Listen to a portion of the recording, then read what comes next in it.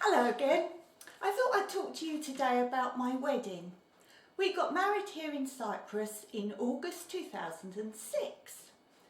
That was a palaver in itself because being permanent residents then of Cyprus, you can't have your tourist type wedding where you just book a hotel and have a basic ceremony.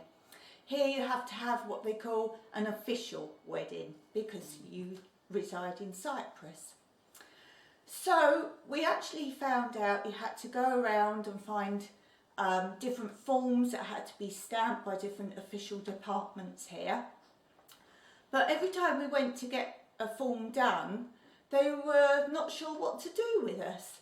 And the reason being, they said we were the first ever couple that were both from another country, England, that resided here full time, that wanted a traditional full wedding that had to be done in, say, a chapel or something like this. So we were pushed around from department to department until they could figure out how to do the forms for us. And they had to actually create a format for us to be married here. We had to go up to Lefkosia, which is the capital of Cyprus. Some of you may call it Nicosia, but its true title is Lefkosia. Backwards and forwards, which is quite a long journey, and then to Mesopotamia, which is another department where they do weddings, and we had to go around and then also find a venue. We found a lovely hotel where they actually have a proper chapel within their grounds, very traditional looking. I'll either insert photos or I think more likely I'll do another vlog just of all the photos of the wedding if you're interested in that. So we went round and we got all our forms stamped. A couple of times we had hiccups because we had one form stamped, then we went to another department somewhere else and they said, no, we have to stamp first before that stamp. But anyway, it was all sorted out. So as I say, we had this lovely chapel in hotel grounds, and then the hotel actually closed all the pool area and the gardens and the grounds to the residents of the hotel at the time during the hours we were getting married, and we had all the grounds to ourselves for like a small wedding breakfast buffet type thing for our guests.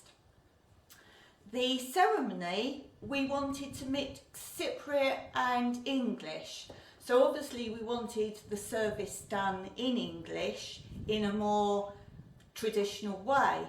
Well, they didn't have anyone here who could do it, bar one person they did find for us that could do it other than what I say is the tourist type wedding. So they did find a man who could do it for us, but at the last minute, we can't remember if he broke a leg or he was in hospital for some operation. Something occurred with him, so they had to find a replacement priest. And the only one they could find was an American who was residing in Italy, and they flew him over especially for us for no cost. So that was rather good. So we had a really mixed wedding. We decided we wanted to mix traditions of Cyprus and England. So great, we took the best of both worlds. For example, for the Cyprus weddings, the tradition is you pin money to the bride's dress instead of gifts. Well, bless them, the Cypriot guests we had did that, but they knew we were English and they looked up the traditions of giving gifts, and they also bought gifts. Well, our English friends and family that came, they did the same thing in reverse. They knew we'd said that's what we wanted to do, but they knew, well, gifts is the thing we do for a wedding, so they bought us gifts and pinned money on my dress. I loved that. That was my favourite part. All streams of money, notes pinned onto my dress. That was really nice. I'll try and find some pictures of that for you as well as I'm pinning it on. So that was very good. Then after that, me and Mike thought it would be nice to have a little kind of break. So we had a boat off of a pier, and we went off on the boat, and it gave the guests time to go and freshen up and everything, and it gave me and Mike time as a newly married couple just away from the crowds for a while. So we went off for a while on a boat. The video guy said, do you want me to come with you? And we said, no, we want a bit of peace now, but we'll have the photographer come on the boat with us. So that was rather nice, and they provided us with champagne on the boat.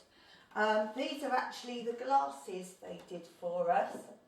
We have two, and they had them engraved with us, with our names on. It's Mike and Dawn, the date, the name of the hotel, little celebratory champagne flutes that they did specially for me and Mike. Then we came back onto the pier, and they had it all decorated with chiffon scarves all draped across the top of the pier. The colours of the pier matched the paintwork. We had actually decided on having Cypriot blue colours for the bridesmaids' dresses. The bridesmaids were great. When I wanted them both from England to be my bridesmaids, I told them the sort of style dress I wanted and the sort of shade of colour, and they went off shopping together for me. They didn't know each other before then, but they became great friends doing this. And they went off, tried on loads of dresses that they thought I might like, sent me the photos of them and said, you tell us which ones you prefer, and that's what we'll get. And they'd said they'd made a little mark on the back of the photos, the ones they both actually preferred, but not to look until I decided, and it was the same one, so we were all happy with those. And I said, would they buy ties to match for Mike and the best man? So they did that for me. They were really great bridesmaids, sorted things out their end. The wedding dress I bought here, amazingly good prices for wedding dresses here. And you get so much free. They gave me free jewellery. They gave me a tiara. I had already bought a tiara, so I thought, oh, what do I do? Do I wear the one that they put with the dress, or do I wear the one I bought? So I thought, what shall I do? And I thought, I know what I'm going to do. The one they gave me free with the dress, I wore for the ceremony. And then as soon as I got on the boat, I put on the one I bought, which wasn't as elaborate. So that was great on the boat, and then I kept that one on for the evening so it was more comfortable. So I wore them both. So the dress, yeah, beautiful dress, really good prices. The most expensive thing we found was flowers. We had an archway decorated in the gardens. We had that done. Very expensive flowers, but of course, because they have to keep them fresh here. And in the summer months, of course, flowers are very hard to keep fresh. So I can understand that, but that was probably the biggest expense. We said we didn't want a wedding cake. I have my own personal reasons for that. And that's not something I'm aware of they have in Cyprus anyway, although we could have had one made. But when we came back off the boat, we suddenly saw there was this wedding cake. And I said to the organiser who was there, oh, we didn't order this. Oh, you didn't? Oh, well, she said, the reason is we suddenly saw there wasn't one, and we knew you were English, so we knew you do have wedding cake. So we went out and quickly got one sorted out for you, and thought we'd better put it there. I hope it's okay. Bless them. And they said there's no charge because you didn't book it, but we thought that might have been either a mistake or you'd forgotten about that. So they were really great. So we came back onto this pier that they'd decorated for us, and we had that laid with the evening meal. I'll try and find what we had for the evening meal and put that maybe on the other video I'm going to link with this one. So we had a lovely evening meal on the pier. We had a band, we had a singer. They'd put some flooring down on the pier because it was like cobblestones. They put some flooring down for the dance floor. We had so many friends and family come, and a lot of our new Cypriot neighbours and friends. So we had a really good mix there. Really nice wedding. Couldn't have been better. Really loved every minute of it. And then they said to us after the meal and some dancing, we have a surprise for you. And across the bay, they put up a big firework display for us, really massive firework display, and I've seen some really big displays, but this was really great, really expensive, long firework display, really big display. So we had that. Then obviously we stayed at the hotel, and then after that, for our honeymoon, we went on 2 cruises. We went on a cruise to Egypt, and we wanted that to be a much more sightseeing type of cruise. So we got to see places neither of us has been before, and we had a river trip down the Nile, and we obviously had we went to museums there and paper factories and did all the touristy things there.